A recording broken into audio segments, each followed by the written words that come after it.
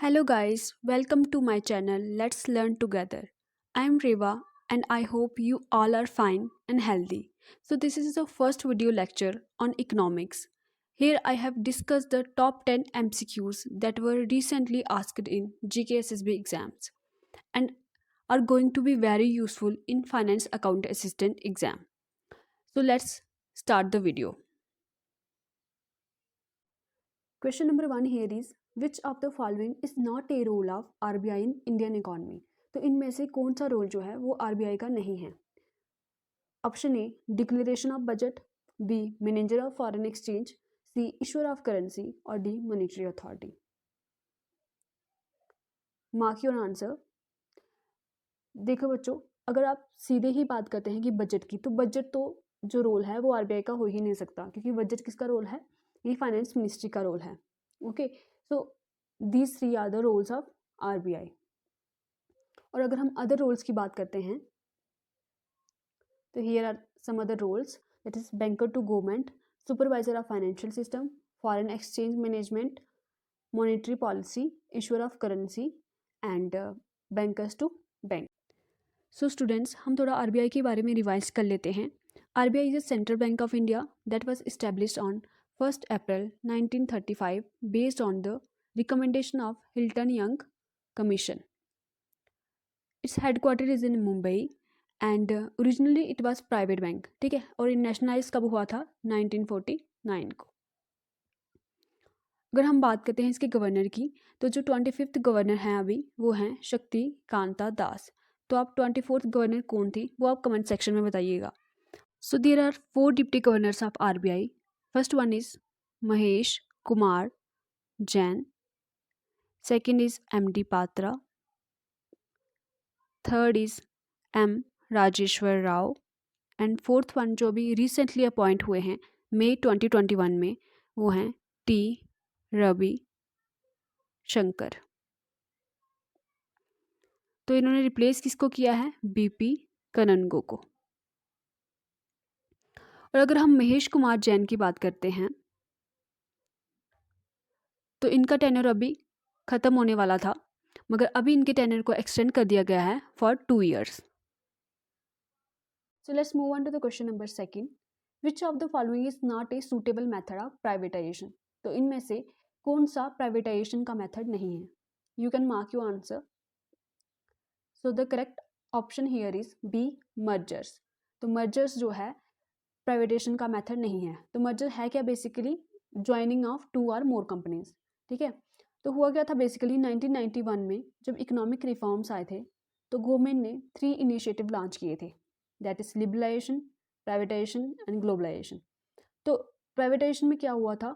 Government ने अपने share जो थे वो सेल किए थे और कंपनीज से अपनी ओनरशिप विदड्रॉ की थी और प्राइवेट कंपनीज को दी थी ताकि इकोनॉमी की बेटर ग्रोथ हो सके. Move on to the question number 3. India face the worst balance of payment crisis in which of the following year? तो इनमें से कौन से ईयर में इंडिया ने बैलेंस ऑफ पेमेंट क्राइसिस को फेस किया था? You can mark your answer. So the correct option here is C, 1991. तो बैलेंस ऑफ पेमेंट क्राइसिस को समझने से पहले आपको पता होना चाहिए कि बैलेंस ऑफ पेमेंट है क्या.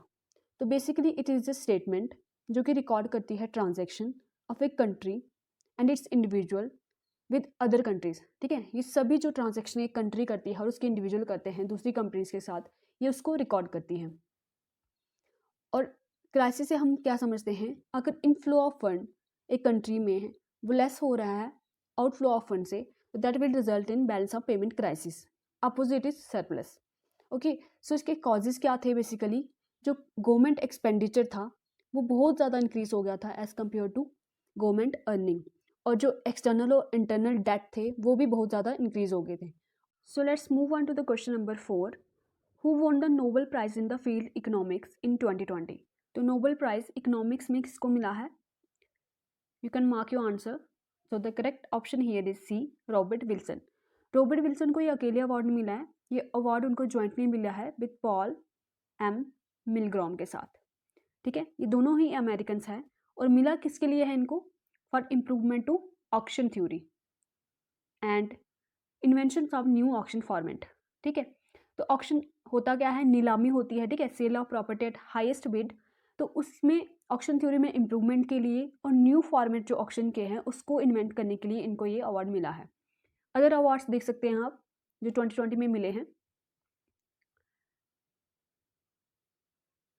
तो लुइस ग्लक को लिटरेचर में मिला है, Andrea M Ghez, Roger Penrose और रेनहार्ड गेंजल को फिजिक्स में मिला है। और फिजियोलॉजी और मेडिसिन की बात करते हैं अगर हम, तो होंगटोन, एम राइस और जे आल्टर को मिला है। और वर्ल्ड फूड प्रोग्राम को नोबल पीस प्राइज मिला है, ठीक है। और केमिस्ट्री में 2 फीमेल्स जेनिफर डोडना और इमैनुएलो चारपेंटर को ये अवार्ड दिया गया है।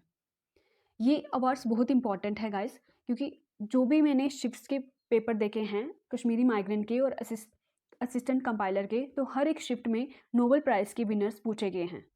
तो अगर आपको इन क्वेश्चंस की, इन 10 MCQs की PDF चाहिए तो let me know in the comment section. So let's move on to the question number 5। The 3 component of goods and service tax are.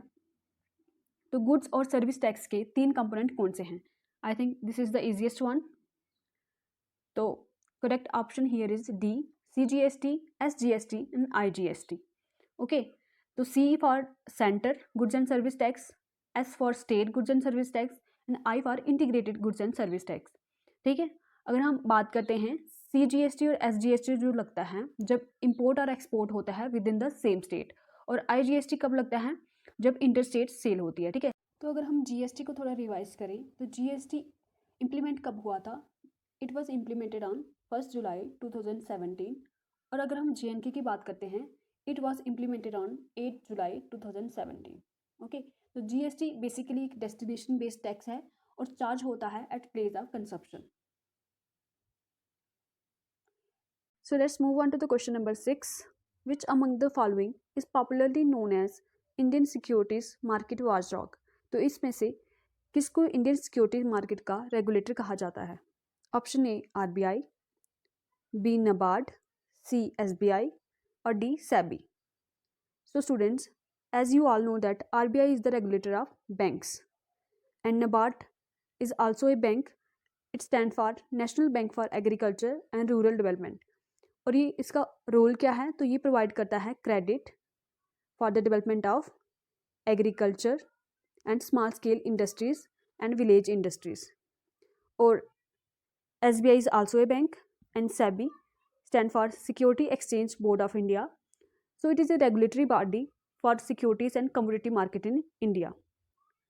Other functions of SEBI include power to give judgment on unethical and fraudulent activities, power to implement regulators and take legal action against violators, and protect the interest of investors. Okay.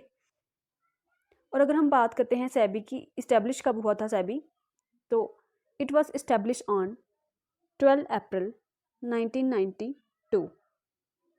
Its headquarters is in Mumbai. और अगर हम इसके chairperson की बात करते हैं तो वो हैं Ajay Tyagi. So let's move on to the question number 7. So question number 7 here is, who gave the second 5-year plan focusing on growth of heavy industries? तो सेकेंड 5-year प्लान किसने दिया था जिसका फोकस था growth of heavy industries? Option A Sardar Patel, B Mahalanobis, C Jawaharlal Nehru और D Friedman. So the correct option here is B Mahalanobis.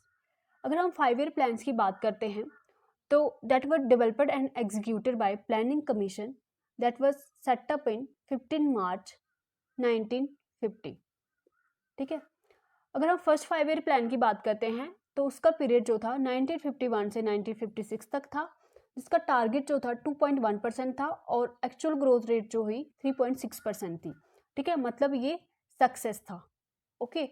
और अगर इसका फोकस जो मेन एम था इस 5-year प्लान का, दैट वाज एग्रीकल्चर ग्रोथ, ठीक है। और ये बेस किस पे था?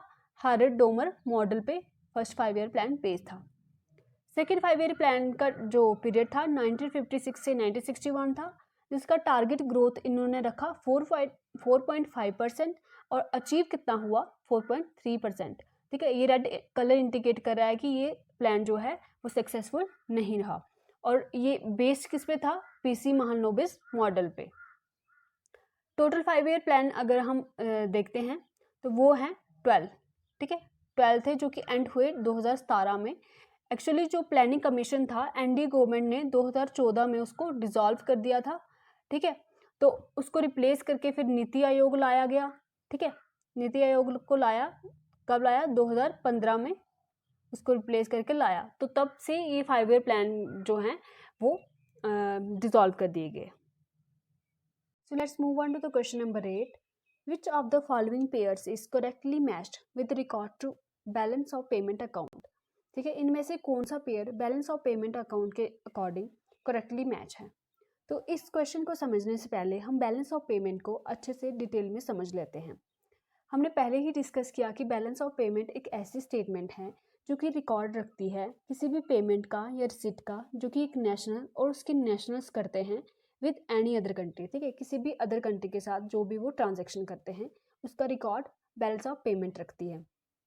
अगर हम बैलेंस ऑफ पेमेंट के अकाउंट्स की बात करते हैं तो balance of payment include 3 main accounts, that is current account, capital account and financial account.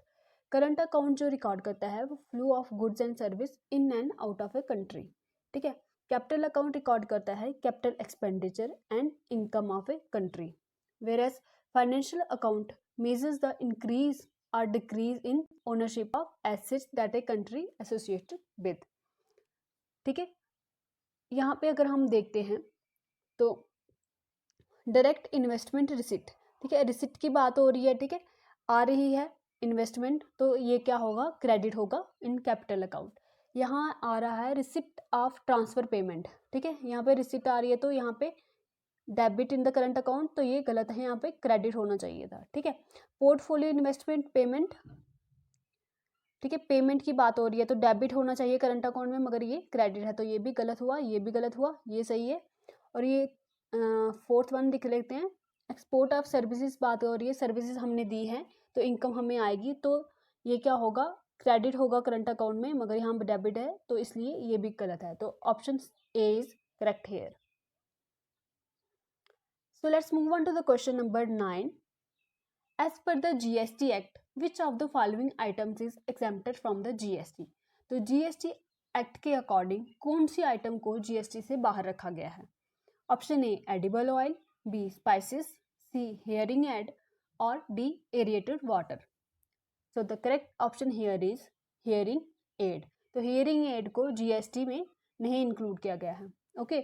So other भी कुछ कंपोनेंट्स है जिनको GST से बाहर रखा गया है, you can see here, that is alcohol, milk, petrol, charcoal, agriculture weapons, और भी कर्ड वगैरह, सिंदूर, बिंदी, ठीक है, और भी बहुत सारी आइटम है जिनको GST से बाहर रखा गया है। So let's move on to the question number 10.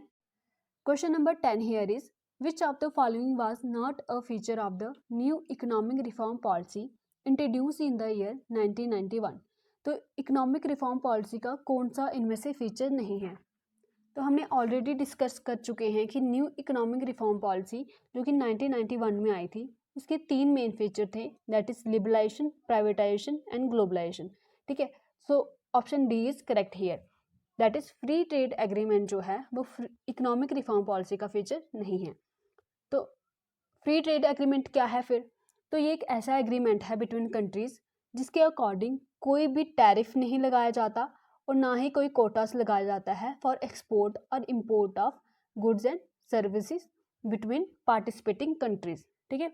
अभी रिसेंटली 15 जून 2021 में क्या हुआ है, ऑस्ट्रेलिया और यूके ने क्या किया है, फ्री ट्रेड एग्रीमेंट को साइन किया है। सो गाइज, ये थे कुछ important MCQs on economics. I hope you find it useful. If you like the video, do share and subscribe my channel. If you don't like it, please let me know in comment section so that I can improve more. Thank you guys. Stay happy and stay healthy.